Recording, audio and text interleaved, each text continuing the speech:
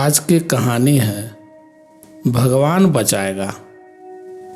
बहुत समय पहले की बात है।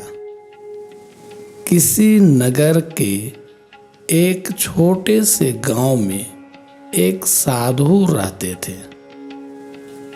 वे भगवान के बहुत बड़े भक्त थे और प्रतिदिन एक पेड़ के नीचे बैठकर तपस्या करते थे। उनका भगवान पर अटूट विश्वास था और वे पूरी श्रद्धा के साथ ईश्वर का नाम जपते थे। गांव के लोग भी उनकी बहुत इज्जत करते थे और उन्हें धर्म गुरु मानते थे। एक दिन गांव में अचानक बहुत बारिश हुई। बारिश होने की वजह से भीषण बाढ़ आ गई। चारों ओर पानी ही पानी दिखाई देने लगा। गांव के लोग अपनी जान बचाने के लिए ऊंचे ऊंचे स्थानों की तरफ बढ़ने लगे। जब लोगों ने देखा कि साधु महाराज अभी भी पेड़ के नीचे बैठे भगवान का नाम जप रहे हैं, तो उन्होंने साधु को यह स्थान छोड़ने की सलाह दी। सभी ने कहा, साधु महाराज पहले अपनी जान बचाइए। लेकिन साधु ने कहा, तुम लोग अपनी जान बचाओ, मुझे तो मेरा भगवान बचाएगा। धीरे धीरे पानी का स्तर बढ़ता गया और पानी साधु के कमर तक आ पहुंचा।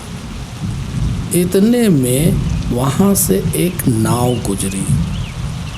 नाविक ने साधु को देखकर कहा, हे साधु महाराज, आप इस नाव पर सवार हो जाइए, मैं आपको सुरक्षित स्थान तक पहुंचा दूंगा। लेकिन साधु ने उत्तर दिया, नहीं, मुझे तुम्हारी मदद की आवश्यकता नहीं है, मुझे तो मेरा भगवान बचाएगा। नाविक चुपचाप वहां से चला गया। कुछ देर बाद बाढ़ और प्रचंड हो गई। पानी का स्तर बढ़ता ही जा रहा था और अब साधु को पेड़ पर चढ़ना पड़ा। वे पेड़ पर बैठकर ईश्वर का नाम जपने लगे और भगवान से प्रार्थना करने लगे। तभी अचानक गड़गड़ाहट की आवाज सुनाई दी। एक हेलीकॉप्टर उनकी मदद के लिए आ पहुंचा। बचाव दल ने एक रस्सी लटकाई और साधु को उसे जोर से पकड़ने का आग्रह किया। साधु महाराज, आप इस रस्सी को जल्दी से पकड़ लीजिए, मैं आपको सुरक्षित स्थान पर ले जाऊंगा, जल्दी कीजिए। पर साधु फिर बोले,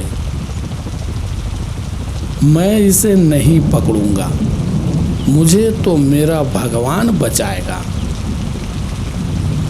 उनके हट के आगे बचाव दल भी उन्हें लिए बगैर ही वहां से चला गया। कुछ ही देर में पेड़ बाढ़ की धारा में बह गया और साधु की मृत्यु हो गई। मरने के बाद साधु महाराज स्वर्ग पहुंचे। वहां उन्होंने भगवान से भेंट की और बोले, हे प्रभु, मैंने तुम्हारी पूरी लगन के साथ आराधना की, तपस्या की, पर जब मैं पानी में डूबकर मर रहा था तब तुम मुझे बचाने क्यों नहीं आए? ऐसा क्यों प्रभु? भगवान ने साधु की ओर देखा और मुस्कुराते हुए बोले, हे साधु महात्मा, मैं तुम्हारी रक्षा करने के लिए एक नहीं बल्कि 3 बार आया।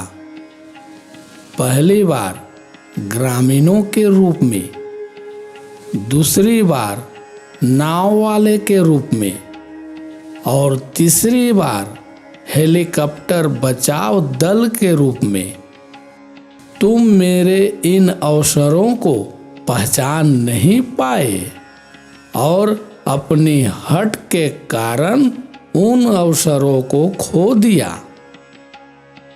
साधु ने अपने गलत निर्णय को समझा और भगवान से माफी मांगी। उन्हें यह बात समझ में आ गई कि भगवान हमेशा अपने भक्तों की रक्षा करते हैं, परंतु उनके भेजे गए संदेशों और अवसरों को पहचानने की जरूरत होती है। तो दोस्तों, इस कहानी से हमें यह सीखने को मिलती है कि भगवान हमारी मदद कई रूपों में करते हैं और हमें उनके भेजे संकेतों और अवसरों को पहचानने की जरूरत होती है।